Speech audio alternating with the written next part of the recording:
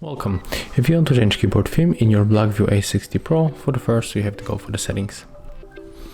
After that we have to scroll down, tap on the system, click on the languages and input, select the virtual keyboard, tap on the Gboard, and then we have to go for the theme.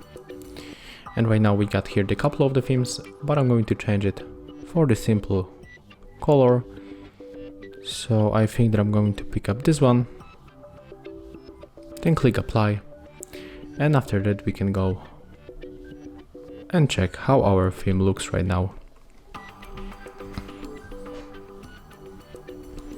Thank you guys for watching, leave thumbs ups, comments and subscribe to our channel.